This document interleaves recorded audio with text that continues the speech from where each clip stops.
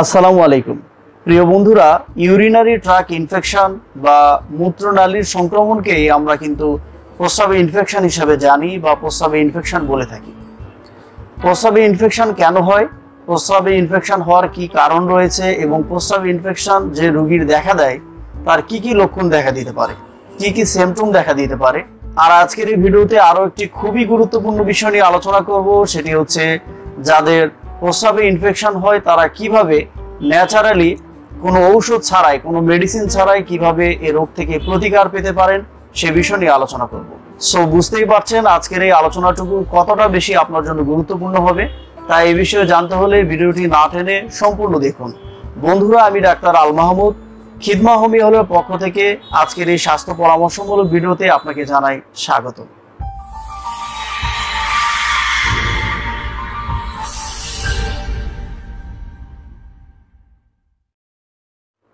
বন্ধুরা, welcome back.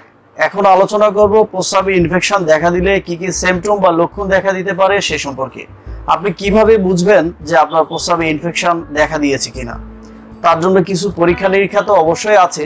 পরীক্ষা নিরীক্ষা ছাড়াও আপনি নিজেই বুঝতে পারবেন যে আপনার ইনফেকশন দেখা দিয়েছে কিনা। প্রস্রাবে ইনফেকশন হলে ফার্স্ট গ্রেডের যে সিম্পটমগুলো দেখা যায় তা হচ্ছে লোয়ার অ্যাবডোমেন অর্থাৎ নিচের পেটে অর্থাৎ তল পেটের দিকে ব্যথা করবে। তলপেটে ব্যথা করতে পারে, প্রস্রাবে জ্বালাপোড়া হতে পারে, প্রস্রাব করার সময় ব্যথা হতে পারে, প্রস্রাব করার শেষে উঠে আসার সময় ব্যথা করতে পারে, আবার প্রস্রাব যখন চাপবে ওই সময় ব্যথা হতে পারে। প্রস্রাব হলুদ বর্ণের হতে পারে, খুবই ঘন ঘন প্রস্রাব হতে পারে। এছাড়া প্রস্রাবে ইনফেকশন দেখা দিলে অনেক রোগীর প্রস্রাবে ব্যাপক দুর্গন্ধ হয়। আবার কোনো কোনো রোগীর ক্ষেত্রে দেখা যায় যে তার বমি বমি ভাব বা বমি হয়েও যেতে পারে। অনেক রোগীর আবার প্রস্রাবে ইনফেকশন দেখা দিলে গায়ে জ্বর চলে আসে, গায়ে জ্বর আসতে পারে। দর্শক, এখন আলোচনা করব প্রস্রাবে ইনফেকশন কেন হয়, এটি হওয়ার কি কারণ রয়েছে সে সম্পর্কে। দর্শক, ইকুলাই নামক ব্যাকটেরিয়ার কারণে প্রস্রাবে ইনফেকশন হয়ে থাকে। এছাড়া ক্ল্যামিডিয়া এবং মাইক্রোপ্লাজমা নামক জীবাণু প্রস্রাবে ইনফেকশনের জন্য দায়ী। অপরিচ্ছন্ন থাকার কারণে আবার নিয়মিত গোসল না করার কারণে প্রস্রাবে ইনফেকশন দেখা দিতে পারে। অনেকে স্বামী স্ত্রী মিলামেশা করার পরে অপরিচ্ছন্ন থাকেন, পরিচ্ছন্ন হন না বা প্রস্রাব করেন না, যার কারণে কিন্তু এই সমস্যা দেখা দিতে পারে, প্রস্রাবে ইনফেকশন দেখা দিতে পারে আপনার। এছাড়া যাদের দীর্ঘ সময় ধরে প্রস্রাব চেপে রাখার একটা বদভ্যাস রয়েছে তাদের কিন্তু এই প্রস্রাবে ইনফেকশন হতে পারে। কেননা এই প্রস্রাব যদি আপনি চেপে ধরে রাখেন তাহলে আমাদের শরীরের মধ্যে যে টক্সিন গুলো আছে, আমরা যে খাবার খাচ্ছি বা দূষিত যে পানীয়গুলো আছে এগুলো কিন্তু প্রস্রাবের মাধ্যমে বের হয়ে যায়। আর সেটি যখন আপনি চেপে রাখছেন, ধরে রাখছেন, তখন সেটা ছড়িয়ে যাওয়ার কিন্তু সম্ভাবনা থাকে। যদি আপনি ঘন ঘন প্রস্রাব করেন, পর্যাপ্ত পরিমাণে পানি পান করেন, তাহলে শরীরে যে টক্সিন গুলো আছে, জীবাণুগুলো আছে, এই পানীয় জীবাণুগুলো এগুলো কিন্তু বের হয়ে যায় প্রস্রাবের মধ্য দিয়ে, যা আর আমাদের শরীরের মধ্যে সংক্রমিত হতে পারে না। প্রস্রাব বাধাপ্রাপ্ত হওয়ার কারণে অনেক রোগীর ক্যাথেটারাইজেশন করা হয়। এই ক্যাথেটার পড়ার কারণে প্রস্রাবে কিন্তু ইনফেকশন দেখা দিতে পারে। এছাড়া পুরুষদের প্রস্টেট যখন বড় হয়ে যায় তখনও প্রস্রাবে ইনফেকশন দেখা দিতে পারে। প্রিয় দর্শক, এখন আলোচনা করব প্রস্রাবে ইনফেকশন হলে কিভাবে ন্যাচারালি ঘরোয়া টিপসের মাধ্যমে আপনি আপনার প্রস্রাবে ইনফেকশন দূর করতে পারেন সেই বিষয় নিয়ে। প্রস্রাবে ইনফেকশন হলে সর্বপ্রথমে এক নম্বরে যেটি আমি বলবো যে আপনি পর্যাপ্ত পরিমাণে পানি পান করুন। এই পানি নিয়ে অনেক মতভেদ রয়েছে। অনেকে বলে থাকেন 3 লিটার, কেউ বলছেন 4 লিটার, কেউ বলছেন 5 লিটার। এটা নিয়ে একটা দ্বিধাদ্বন্দ্বের মধ্যে অনেক সময় আমরা পড়ে যাই যে আসলে কি পরিমাণ এক্সাক্ট পানি পান করা দরকার। তো আমি বলবো পুরুষদের জন্য 3 লিটার পর্যন্ত পানি পান করবেন এবং নারীরা সর্বনিম্ন 2.5 লিটার পর্যন্ত পানি পান করবেন। এছাড়া যদি আপনি রৌদ্রের মধ্যে থাকেন, অনেক সময় দেখা যাচ্ছে আপনার ঘাম ঝরছে, আপনি রৌদ্রের মধ্যে ঘোরাফেরা করতে হচ্ছে অথবা শারীরিক পরিশ্রম আপনার করতে হচ্ছে, সেই ক্ষেত্রে আপনার অবস্থা ভেদে আপনাকে সেই ব্যবস্থা নিতে হবে, অর্থাৎ পানির পরিমাণ খাওয়ার তখন অবশ্যই বৃদ্ধি করতে হবে। বন্ধুরা, পর্যাপ্ত পরিমাণে পানি পান করার মাধ্যমে আমাদের শরীরে যে জীবাণুগুলো রয়েছে, দূষিত পদার্থগুলো রয়েছে, সেগুলো প্রস্রাবের মাধ্যমে বের হয়ে যাবে। এছাড়া ভিটামিন সি সমৃদ্ধ যে খাবারগুলো রয়েছে সেই খাবারগুলো আপনি সেবন করুন। কেননা ভিটামিন সি খাওয়ার কারণে আপনার রোগ প্রতিরোধ ক্ষমতা বৃদ্ধি পাবে, যেটাকে বলা হয় ইমিউনিটি। আমাদের শরীরের ইমিউনিটিকে বুস্ট করে ভিটামিন সি। দর্শক, আমরা জানি যে ভিটামিন সি এর মধ্যে অ্যান্টিঅক্সিডেন্ট রয়েছে, আর অ্যান্টিঅক্সিডেন্ট রোগ প্রতিরোধ ক্ষমতাকে বৃদ্ধি করে। আবার অ্যান্টিঅক্সিডেন্ট শরীরের নাইট্রেট অক্সাইডকে বৃদ্ধি করে।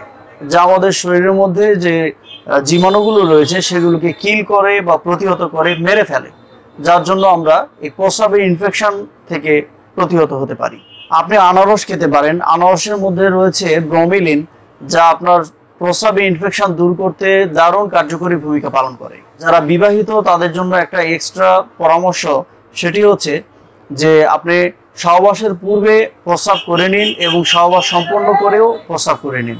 এতে করে যেটি হবে যে প্রস্রাবে ইনফেকশন নতুন করে আপনার শরীরে সৃষ্টি হওয়া থেকে আপনি রক্ষা পাবেন। আপনি আপেল সিডার ভিনেগার খেতে পারেন। আপেল সিডার ভিনেগারে ন্যাচারাল এনজাইম রয়েছে এবং যাতে রয়েছে পটাশিয়াম এবং যাতে রয়েছে প্রচুর পরিমাণে মিনারেলস। শুধু তাই নয়, আপেল সিডার ভিনেগার আপনার শরীরের যে ইউরিনারি ট্র্যাক্ট ইনফেকশন সেটিকে প্রতিরোধ করবে। এর পাশাপাশি আপেল সিডার ভিনেগার আপনার শরীরে যে ইউরিনারি ট্র্যাক্ট ইনফেকশন হয়েছে বা প্রস্রাবে ইনফেকশন যাই বলি না কেন, এই সমস্যা যে আপনার হচ্ছে, এটাকে ন্যাচারাল অ্যান্টিবায়োটিক হিসেবে কাজ করবে। হ্যাঁ, আপেল সিডার ভিনেগার আপনি কিভাবে খাবেন, এখন এটা প্রশ্ন করতে পারেন। আপেল সিডার ভিনেগার আপনি খাবেন প্রতিদিন 2 বার, সকালে এবং রাত্রিবেলা। আর 1 গ্লাস পানির মধ্যে 1 চা চামচ পরিমাণ আপেল সিডার ভিনেগার মিশিয়ে নেবেন এবং সেটি সকালবেলা এবং রাত্রিবেলা দিনে 2 বার আপনি সেবন করবেন। আপনার যদি লোয়ার অ্যাবডোমেন পেইন হয়ে থাকে, অর্থাৎ তলপেটের দিকে ব্যথা হয়ে থাকে, সেই ক্ষেত্রে আপনি বেকিং সোডা খেতে পারেন। এটিও আপেল সিডার ভিনেগারের মতো একই নিয়মে রাত্রিবেলা এবং সকালবেলা খাবেন, দিনে 2 বার খাবেন। 1 গ্লাস পানির মধ্যে 1 চা চামচ পরিমাণ বেকিং সোডা মিশিয়ে নিয়ে সেটি খেয়ে নেবেন। এতে করে যেটি হবে, আপনার লোয়ার অ্যাবডোমেন পেইন অর্থাৎ তলপেটের দিকে প্রস্রাবে ইনফেকশন হওয়ার কারণে যে ব্যথা, সেটি থেকে আপনি মুক্তি পাবেন, সেই ব্যথা দূর হয়ে যাবে। বন্ধুরা, প্রস্রাবে ইনফেকশন দূর করতে আপনি প্রোবায়োটিক নিতে পারেন। আর প্রোবায়োটিক হচ্ছে আমাদের শরীরের মধ্যে ভালো কিছু ব্যাকটেরিয়া রয়েছে এবং খারাপ কিছু ব্যাকটেরিয়া রয়েছে। আর এই ভালো ব্যাকটেরিয়ার নাম হচ্ছে প্রোবায়োটিক। আর সেটি টক দইয়ের মাধ্যমে আমাদের শরীরে আমরা নিতে পারি। টক দই খাওয়ার অভ্যাস করুন। আপনার শরীরের মধ্যে যে জীবাণুগুলো রয়েছে, খারাপ জীবাণুগুলো রয়েছে, এগুলোকে দূর করতে সাহায্য করবে। দর্শক, এতক্ষণ যে গুরুত্বপূর্ণ টিপসগুলো আপনাদের মাঝে শেয়ার করলাম, এগুলো যদি আপনারা ফলো করেন, তাহলে আপনার ইউরিনারি ট্র্যাকে ইনফেকশন অর্থাৎ আপনার মূত্রনালীতে যে সংক্রমণ হয়েছে, আপনার প্রস্রাবে যে ইনফেকশন হয়েছে, এগুলো ন্যাচারালি সম্পূর্ণভাবে সুস্থ হয়ে যাবে ইনশাআল্লাহ। এছাড়াও যদি কারো সমস্যা থেকে থাকে, তাহলে অবশ্যই একজন রেজিস্টার্ড ফিজিশিয়ানের শরণাপন্ন হবেন, অর্থাৎ ডাক্তারের শরণাপন্ন হবেন।